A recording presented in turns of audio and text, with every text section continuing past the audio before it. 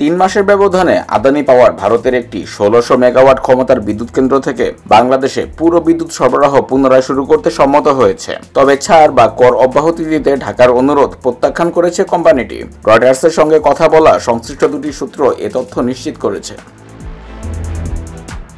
Billionaire Gautam আদানির company গত 31 October বাংলাদেশে বিদ্যুৎ সরবরাহ অর্ধেকে নামিয়ে আনে। বৈদেশিক মুদ্রার সংকটে বাংলাদেশের পক্ষে সময় মতো পেমেন্ট না করতে পারাকে যার কারণ বলে উল্লেখ করা হয়।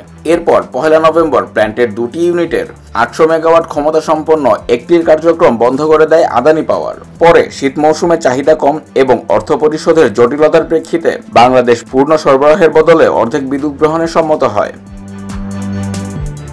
গ্রীষ্মের চাহিদা মোকাবেলায় বাংলাদেশ বিদ্যুৎ উন্নয়ন বোর্ড বিপিডিবির অনুরোধের পরিপ্রেক্ষিতে আগামী সপ্তাহের মধ্যে পূর্ণাঙ্গ সরবরাহ শুরু করতে সম্মত হয়েছে আদানি পাওয়ার।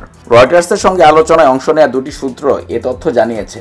ভারতের পূর্বাঞ্চলে অবস্থিত এই বিদ্যুৎ কেন্দ্রটি শুধুমাত্র বাংলাদেশেই বিদ্যুৎ বিক্রি করে। তবে লক্ষাধিক ডলারের ছাড় ও কর অব্যাহতি দেওয়ার যে অনুরোধ বিপিডিবি জানিয়েছিল তা মেনে নেয়নি আদানি পাওয়ার। সংশ্লিষ্ট একটি সূত্র রয়টার্সকে বলেন, আদানি পাওয়ার $10 লাখ ছাড় দিতেও রাজি নয়। বাংলাদেশ পারস্পরিক সমঝোতা চাইছে, কিন্তু আদানি বিদ্যুৎ ক্রয় চুক্তির শর্তের ব্যাপারে অটল। ডিসেম্বরে আদানি সংশ্লিষ্ট এক সূত্র দাবি করে বিপিডিবির কাছে $90 কোটি বকেয়া রয়েছে আদানির। অন্যদিকে রেজাউল করিম তখন বলেছিলেন এই পরিমাণ $65 কোটি কাছাকাছি। মূলত এই মতপার্থক্যের কারণ হচ্ছে বিদ্যুৎ শুল্ক গণনার পদ্ধতি।